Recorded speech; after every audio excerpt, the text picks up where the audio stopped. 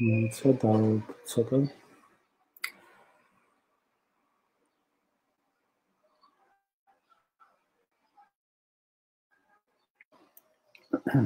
მოგესალმებით. მე ვარ ბექა გერესელიძე. ვარ UI UX დიზაინერი. დაახლოებით 6 წლის გამოცდილებით.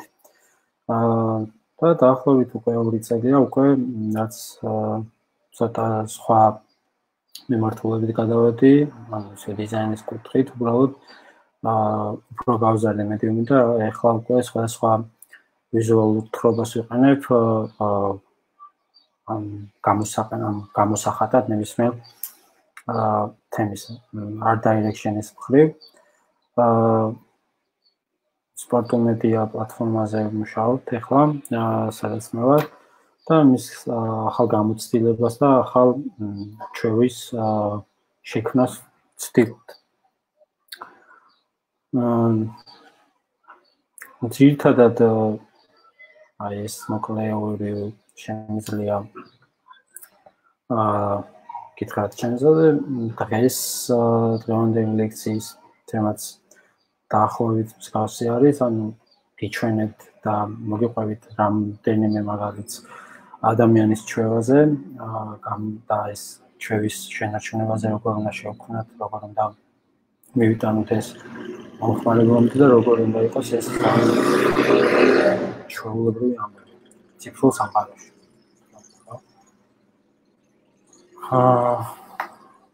ამს დავიცი ამდენად გვიყურებს. ალბათ დავიწყებ და თუ რაღაცა შემოგვიხდება.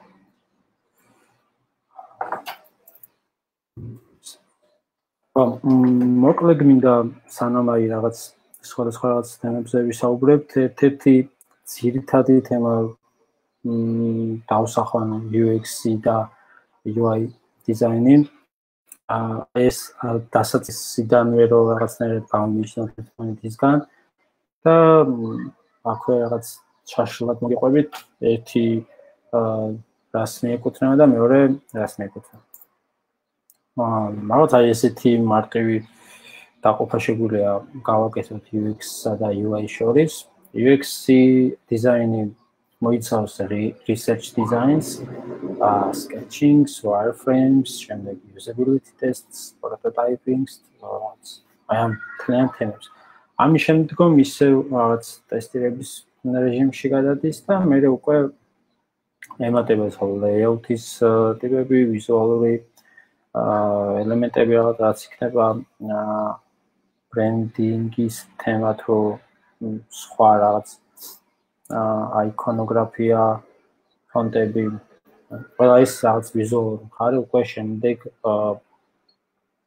ემატება, როცა პროდუქტი რაღაცნაირად შეკრული არის, თავისი flow არის დავაგებული, user journey აქვს, ანუ როგორ მუშაობს მთლიანად ეს. ამ თემებს ზადაგზა უფრო ახსნი რა და როგორ მუშაობს, მაგრამ აი რაღაც ეს პირველადი ეტაპისთვის აი ეს პროცესები არის მოკლედ ვიცოდეთ. რაღაც ილუსტრაციისთვის შეიძლება ეს დაგვეხმაროს, როგორ გამოხატავს, UI როგორც გითხარით, რაღაც ვიზუალური მხარე არის და ისე აერთიანებს აი ამ პროდუქტს, ანუ UX-ი, როცა რაღაც სიმარტივესკენ გაგვეჩვევა, რაღაცას იუმჯობესებს, შემდეგ ეს რაღაც შერწყმულია აი ამ ერთიანობაში, ხო? და გამოყენებითობა, მაგალითად, რას ნიშნავს ეს?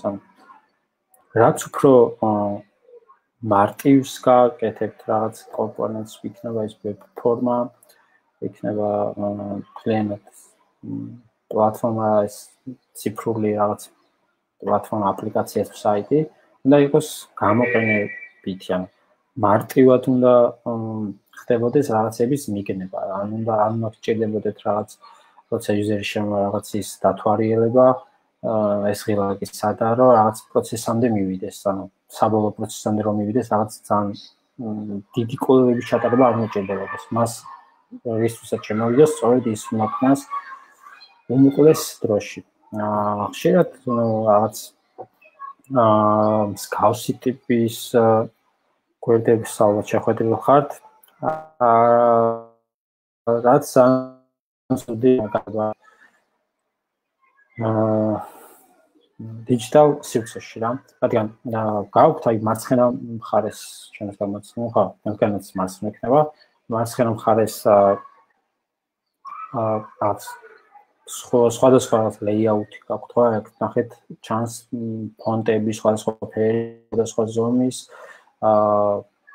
რაღაც shape-ზე დაწერილი, სხვა ფონტით, სხვა სიდიდით, ანუ უამრავი მონაცემი არის. და საბოლოო ჯამში თავის საქმეს საერთოდ არ აკეთებ. ეს არის სიგიჟე მოკლედ.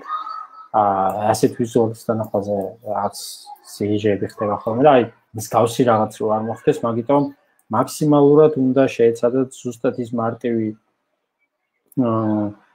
კომუნიკაცია მოახდინოთ user-თან.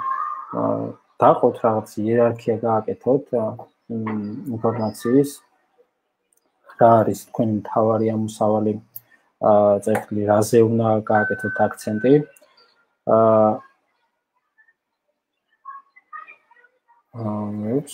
როგორც ჩემი ეკრანი არ არის გაზიარებული.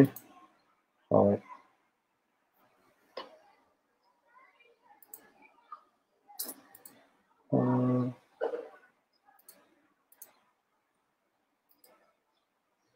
თავიდან დავაზიარ.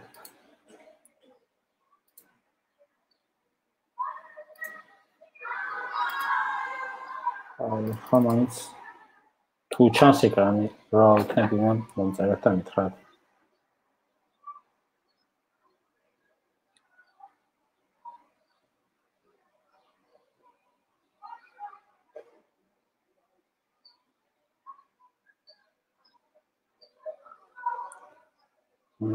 კვლავ ეგრეა?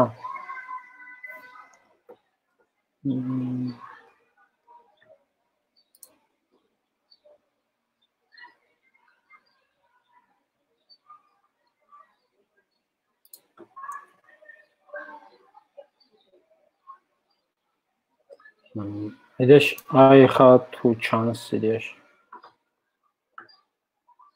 ხო. და თავიდან ვაზიარებ კვლავ.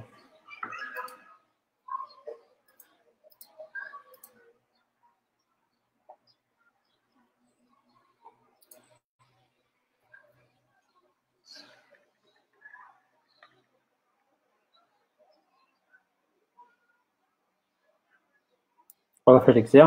That's it. კაი, მოდი, უკან გადმოვალ მაშინ. რადგან გინახავთ შევშავად არის, ვახ. შეგარად მუშაობთ ეს რო გავტესტეთ.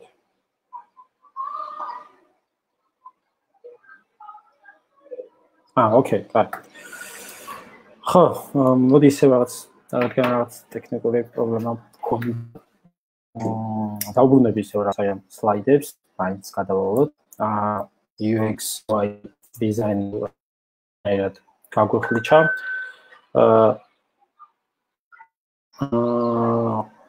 რა გაგვეხლიჩა და რაღაც თავიანთი მიმართულება რა უფრო ჩამოგეშალა არის ეს მიმართულება. ანუ UX design-ი მოიცავს research, sketching, usability testing, wireframes და prototyping-იც ნუ იდეაში როდესაც wireframes აწევთ, მე შემდეგ რაღაც sketching-ს გააკეთეთ, შემდეგ რაღაც wireframes გადახოთ, მე როგორ ხდება მისი prototyping-ი და შემდეგ ტესტირება რამდენად მარტივი და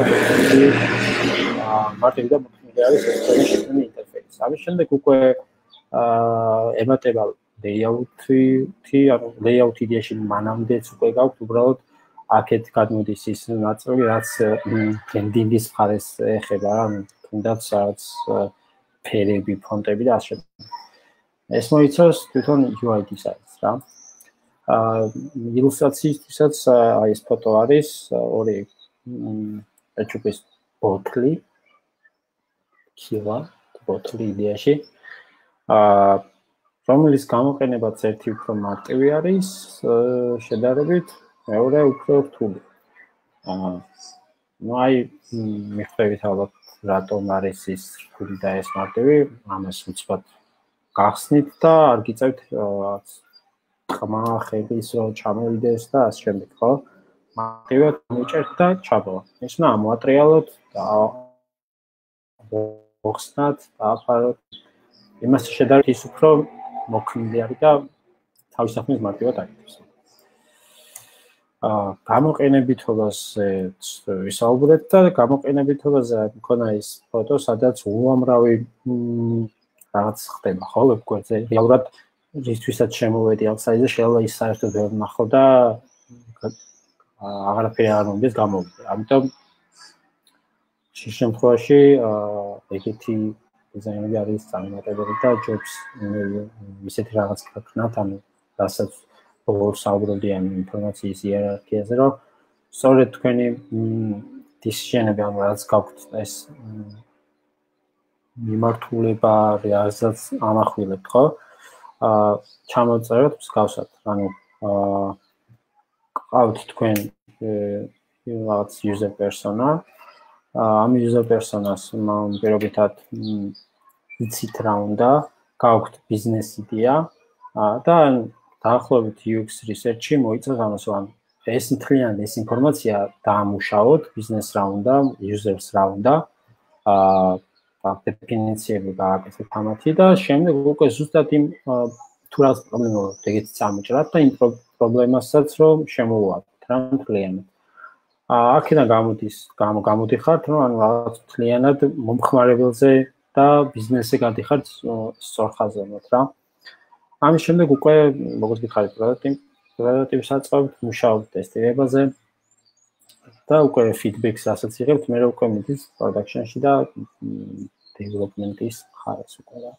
ეს სადაც ნაწილი იდეაში დიზაინერებსაც უწევთ ხოლმე რაღაც ბოლომდე გაყვნენ აი ამ თემას, რადგან რაღაც საკითხები ისე არის, რომ გუნდურობა და ესეთ მუშაობა ბევრად უფრო მოქნილს ხდის აი ამ პროცესს. ხო, აი რაღაც მაგალითებიც მაქვს, რაც არ არის იმდენად კარგი და რაც სიგიჟეები ხდება ხოლმე მსგავს საიტებს ხედავთ. შევეხე web forms და იდეაში ერთ-ერთი მაგალითი არის ეს, რომ მობილურ დივაისებში და არა მარტო მობილურ დივაისებში ეს ხშირად არის, რომ აი მსგავსი ბევრი რაღაც გაქვთ რა, ანუ ჩამოსაშლელი მენიუები, ეს არის უფრო რთული ჩვევა.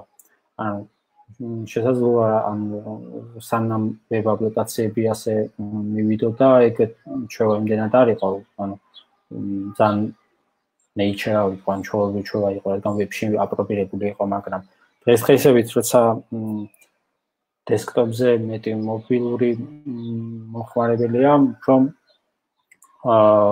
იგი წავიდა, რომ სიმარტივისკენ წავიდა. ჩამოსაშლელებშობია, გავუკეთოთ სვიჩერები, სლაიდერები გამოიყენოთ და მსგავსი სიმარტივის ფორმები შექმნათ და არა ეს დროპ-დაუნები და ჩასაწერი. ეს ცოტა ისეთ ხდის მოუქნელს და დამხილს მომხმარებლისთვის, რა ვერ გამოიყენებს. აი შედარებისთვის შემიძლია ეს ორი ფოტოც გაჩვენოთ. პირველზე ინფუტები ჩასაწერი ვარ, მეორეზე უფრო რაც შეკრული და იგივე სტრუქტურა აქვს, იგივე ლოგიკა აქვს, უბრალოდ ფორმები აქვს უფრო სხვანაირი. მეტად გამარტივებული არის და მობილურ დივაისისთვის, რა თქმა უნდა. ვებისთვისაც იდეაში პრობლემა არ გაქვთ, drag and drop-ით ჩააგდეთ და მარტივად მუშაობს. ეს არის რაღაც web ფორმები, აი ამაზე უნდა გაანახულოთ მედიაში.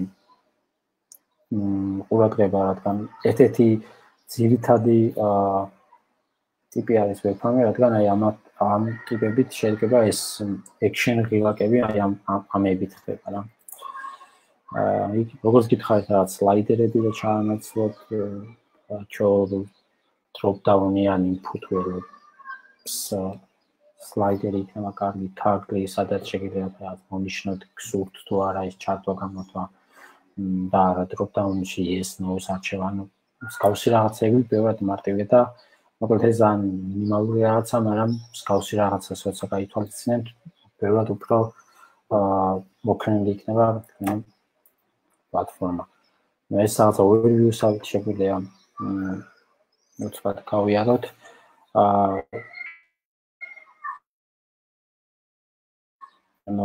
რაღაც არის რადიო ბატონების, თაგლები და label pattern-ები. ესენი არის პირობითი ფოტოზე chance. აი ეს ტიპი. როდესაც მე mail-ზე დავდგები, ჩემს თავზე იმ input-ის დასახელება ჩნდება.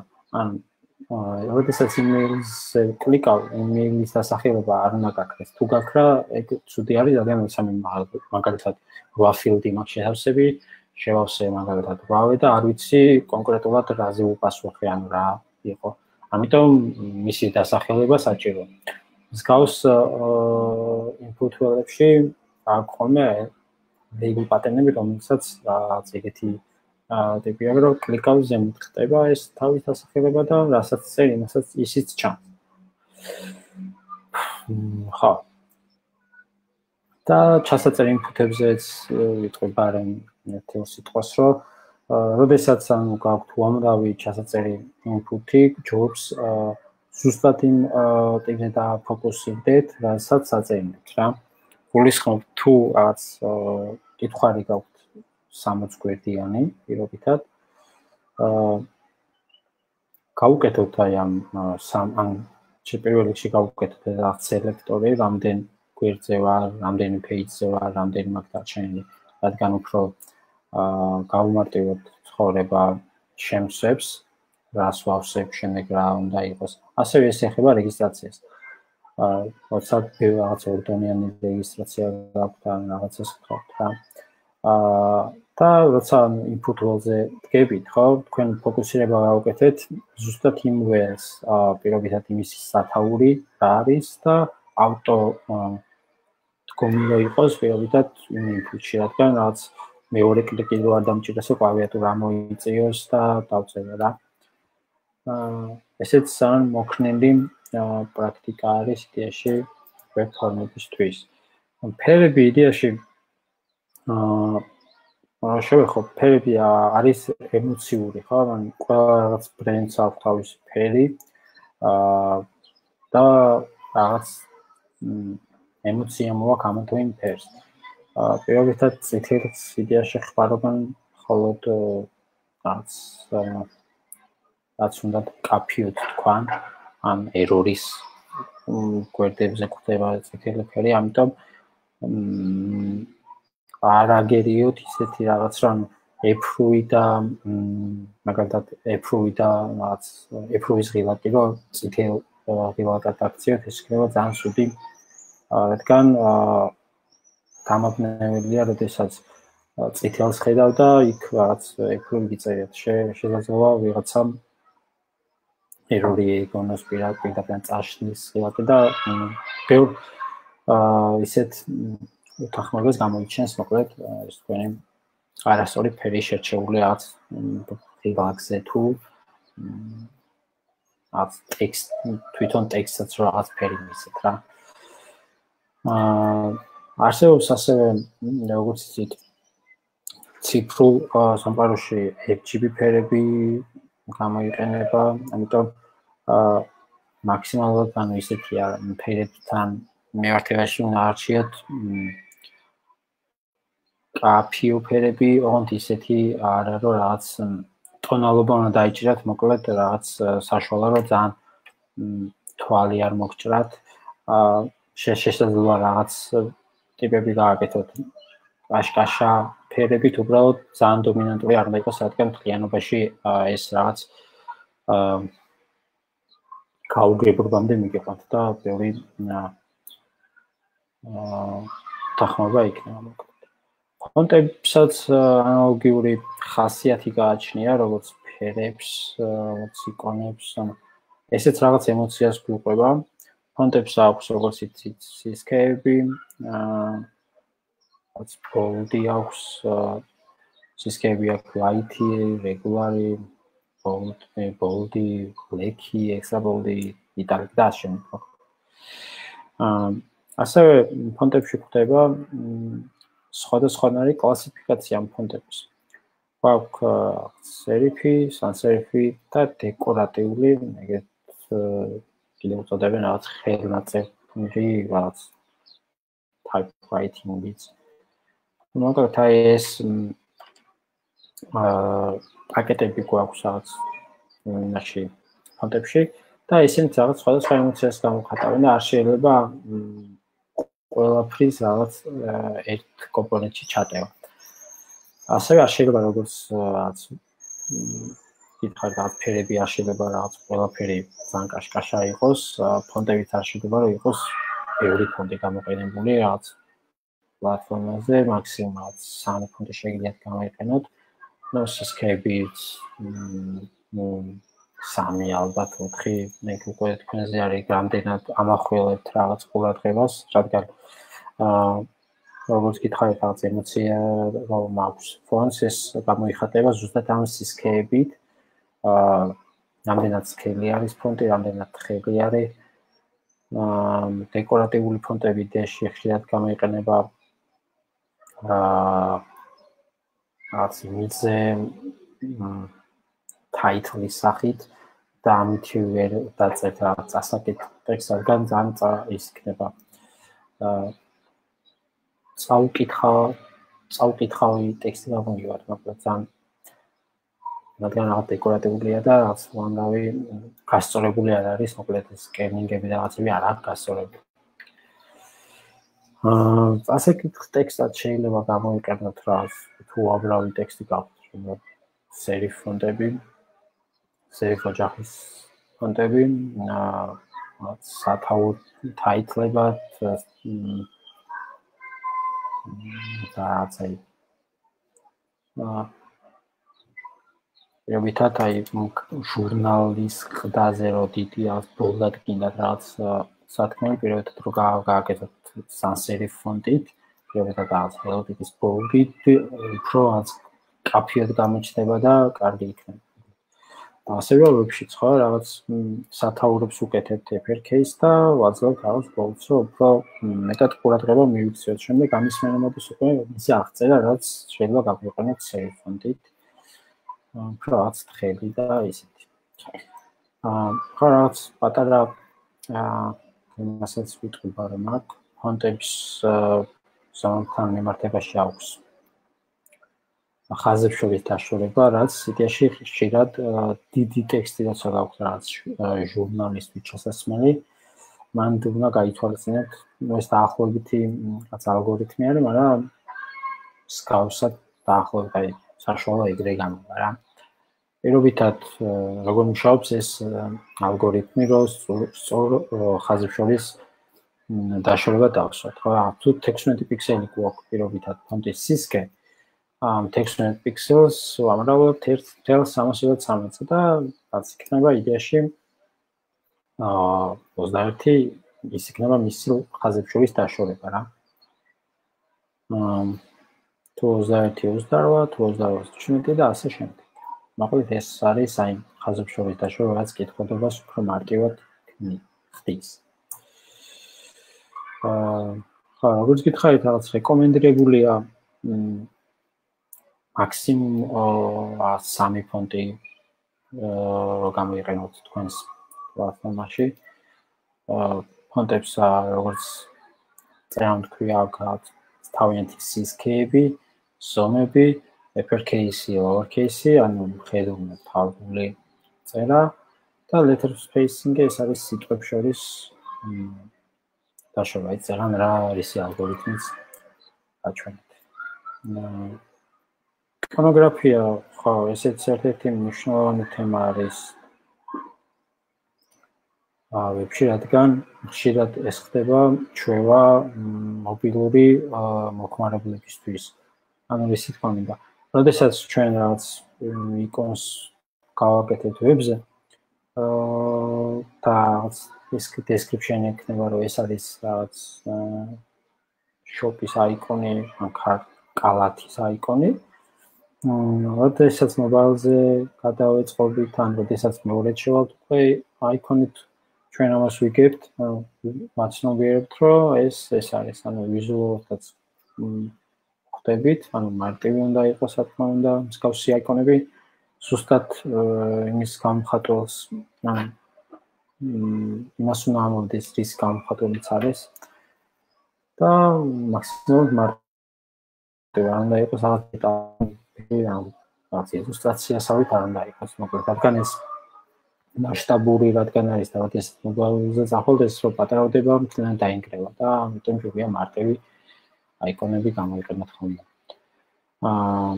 შეერჩით შესაბამისი აიკონები, გამოიყენეთ აი დიდი აიკონები მსგავს შემთხვევაში, როგორც რაღაც error page-ზე წითელს გამოიყენებდით, გამოიყენეთ დიდი აიკონები რაღაც კრიტიკულ შემთხვევაში თუ ძალიან რაღაც სხვანაირად გინდათ ემოციის გამოხატვა. ვერტიკალური სივრცეები შეინარჩუნეთ იდეაში აიკონებს შორის, რადგან როდესაც responsive-ზე გადავალთ, ნახავთ, რომ თუნდაც ჰორიზონტალური სივრცე როდეს გვაქვს ვებზე, მობილურზე ეს ჰორიზონტალური სივრცე ჩვენთვის ხდება ვერტიკალურად, ყველაფერი ვერტიკალურად ვაგდება, ხო? ამიტომ აიკონის ანუ ეს სივრცეები და დავუტოვოთ, ჯობია, რომ აიკონის ქვეშ წამოვა მისი დასახელება და მეტის ადგილი დაგვრჩება მოკლედ, რომ მოიდგოს აი ამ პატარა დივაისაც კი. და 1 სანტიმეტრი იყოს მინიმუმ თითო აიკონის ზომა რა. რადგან კლიკებელ იყოს, რაღაც მარტივად გახსნათ, მოუწიოს რაღაც ზუმ-აუთი. ჩვევა. ხო. აი ეს იდეაში ჩვევები გადადის შემდეგ უკვე რაღაც სხვადასხვა ნავიგაციის ტიპებზეც. ნავიგაცია ხო რაღაც დაახლოებით რო აღიხსნათ არის მთლიანად ნავიგატორი დიდი იქნება უბრალოდ ალბათ თქვენი რაღაც საიტის, ხო? ეს კი ბიძგებთ სხვადასხვა მოქმედებებისკენ, თუ რა უნდა გააკეთოთ, იყიდოთ, გაყიდოთ, დარეგისტრირდეთ და ასე შემდეგ. ამისთვის ისე ჯობია რომ რაღაც ნავიგაციაში ყველაფერი მოწესრიგებული იყოს და მობილურზეც კარგად გაიხსნას, რაღაცნაირად დააჯგუფოთ ეს რაღაც კატეგორიები, რაც გაქვთ და ისე უჩვენოთ პირობითად რაღაც გაქვთ რაღაც კულტურა, სპორტი და მას აქვს კიდე რაღაც ჩამოშლა რა. რაღაც ბურგერში შეიტანთ, მე მიეცით იმის საშუალება, რომ კულტურის ქვეჩაშლად შემდეგ უჩვენოთ და არა პირობითად ყველა მთლიანად დაანახოთ იმათი ქვეჩაშლიანად რა კატეგორიები გაქვთ. ასევე უნდა დაალაგოთ პრიორიტეტების მიხედვით ეს თქვენი მენიები, რადგან responsive-ზე ისე რომ გავიაროთ, როდესაც პატარავდება ეს თქვენი ეკრანი, რაც ბოლო არის ის ყოველთვის ვარდება, ანუ როგორც გითხარით, ჰორიზონტალურიდან მოდივართ, ყველაფერი ვერტიკალურზე გლადდება მობილურში, ხო? ანუ რაღაცები ქრება. ამ შემთხვევაში ბოლო მენიუ რაც არის ის გაქრება და იერარქია ისე უნდა დაალაგოთ, რაც ყველაზე მნიშვნელოვანია. პირობითად რაც ყველაზე მნიშვნელოვანია ის დააყენოთ წინ. და ხო, რაც ყველაზე მნიშვნელოვანია ის დააყენოთ იდეაში თავაროზე ან რაღაც მარტივად რა დაინახოთ, ან რაღაც შეიპი მიეცით, ფერი მიეცით და ასე შემდეგ. ხო, layout-ი რაღაც დღეს მრავალფეროვნება გვაქვს layout-ების მხრივ. სხვადასხვანაირი layout-ები გვხდება. პირობითად მოდი დავიწყებ აი რა არის layout-ი. Layout-ი ეს არის ყველა რაღაც საიტს რო აწყობთ, გვაქვს რაღაც grid-ი რა. ამ grid-ზე ეს არის რაღაც კოლუმნები. მოთავსებული და ამ კოლუმნებში ზის სხვადასხვა ფორმები, რაც წეგნ ჩამოთვალე, ეს არის რაღაც შესulis ღილაკი, ლოგო, header, ეს ყველაფერი არის ცალკე კომპონენტები, ეს კომპონენტები არის დალაგებული ამ grid-ზე. საერთაშორისო ქმნის აი ამ კომპონენტების დავაგება ერთიან layout-ს რა. არსებობს რაღაც კონტეინერიანი layout და არის full screen-ზე როცა იშლება. პირობითად YouTube-ი და Facebook-ი გვაქვს კონტეინერში. Instagram-იც გვაქვს კონტეინერში. აი რომ ხდეთ დაახლოებით რა ხდება აქ რა. რა არის კონტეინერი? კონტეინერი ეს არის თქვენს viewport-ზე, ან რა device-იც ხართ იმ viewport-ზე მოთავსებული.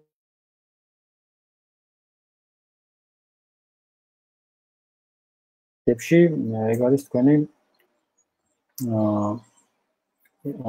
კონტეინერი. ხო, მაგალითად დავუბრუნდეთ ისევ აი ამ full screen-ზე რაც გადის იმ კონტეინერებს რა, მაგალითად Amazon-ი იქნება თუ YouTube. ესენი რა ხდება ამ შემთხვევაში, რაც უფრო პატარავდება, როგორც გითხარით responsive-ის შემთხვევაში ეს კომპონენტები ქვემოთ ვარდება რა. ხოლო რომელიც კონტეინერი აქვს და მათ 1160 პირობითად კონტეინერი და გვერდზე white space-ები აქვს. ამ შემთხვევაში სანამ 1160-მდე არ წამოვა, უცვლელად გრჩებათ ეგ ჩვევა, რაც თქვენ დიზაინში. შემდეგ უკვე responsive-ს უბრუნდება და ისე ნაწილდება რა.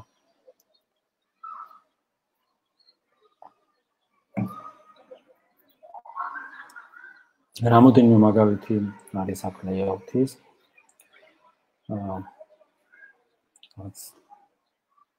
ან როგორ შეიძლება გადავაგოთ ესე ტიპი. ეს არის ძალიან შაბლონური layout-ი, რაც შეიძლება შეგხვდეთ საიტებზე. სტანდარტული ლოგო, ჰედერი, მას კონტეინერი, ორადაა გაყიდული საიტბარი, ბადიბარი და ასე. ფუტერი რა თქმა უნდა. ხო, აი სანამ რაღაც layout-ზე ვართ, ისე მინდა დავუბრუნდე რაღაც როგორ უნდა იყოს ისეთი, რომ ის როგორ ავაწყოთ ისეთი საიტი, რომ იყოს ანუ მაქსიმალურად მობილურზე მორგებული და რატომ უნდა იყოს მაქსიმალურად მორგებული. ეს სისტემა იდეაში mobile first design სისტემა მუშაობენ რაღაც როგორც Facebook-ი, Airbnb,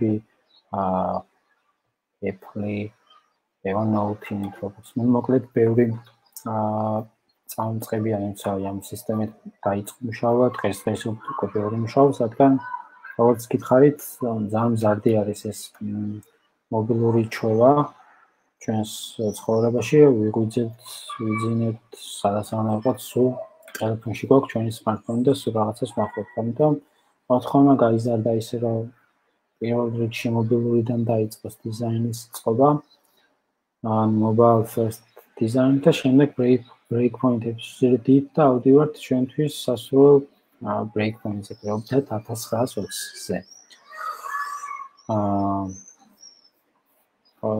იდეაში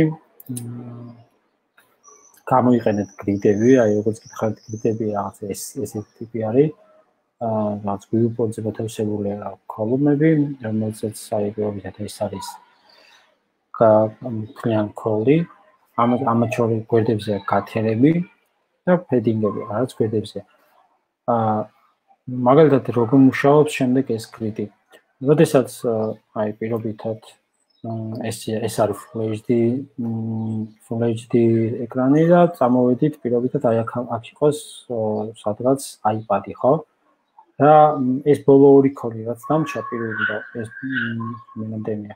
ეს ორი ქოლი რაც დამჭა, წამოვა უკვე ამ 4 ქოლის ქვემოთ. ანუ როგორ გადავაგდება ეს დააჭდება სადღაც ესე, ანუ ვერტიკალზე ჩამოვარდება და ესენიც მის ქვემოთ წამოყვება.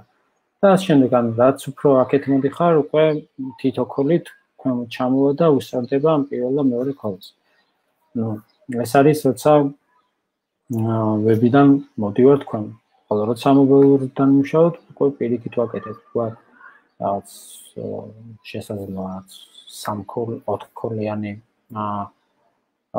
დიზაინი მობილურისთვის და ნელ-ნელა ამ ქოლებს ვზრდით, რაღაც ავდივართ 6-ზე, 12-ზე და ნელ-ნელა ესე ბოლო breakpoint-ი თუ 1920 შესაძლოა რაღაც 12 ქოლიც მოუწიოს მას.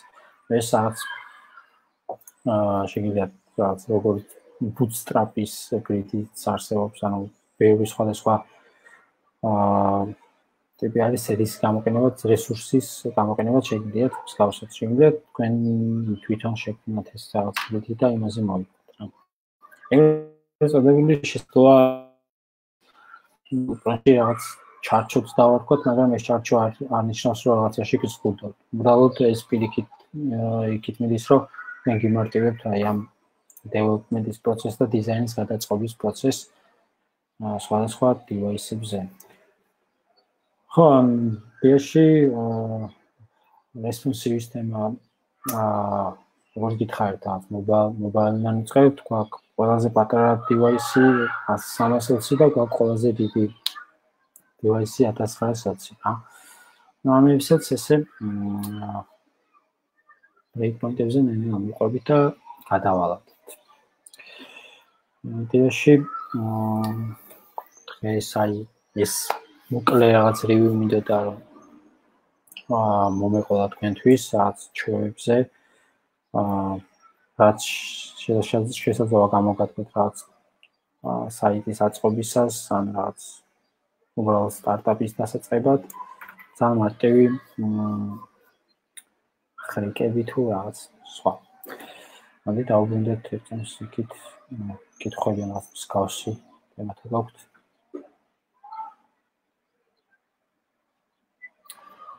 საინია.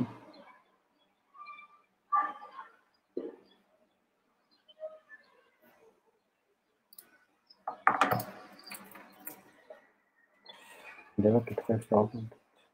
ხები არ გვაქვს.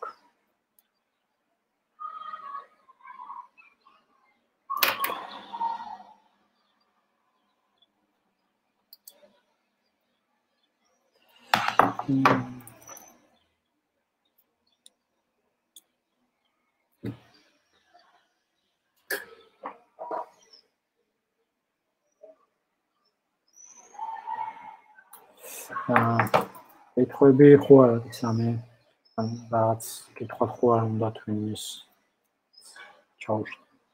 კი, იდეაში ხო რაღაც მოკლე გავაკეთე ამების და თუ რაღაც კითხვები არის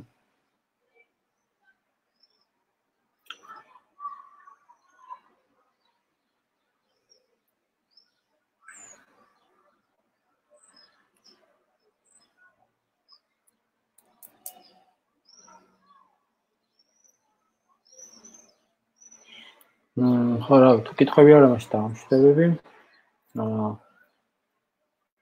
მადლობას გიხდით რაღაც მინისთვის თუ რაღაც იქნება შეგიძლიათ რაღაც ეს საკითხებზე რაღაც დაწეროთ და მე შემდგომ გიპასუხებთ. მადლობა ყურადღებისთვის. ნახვამდის.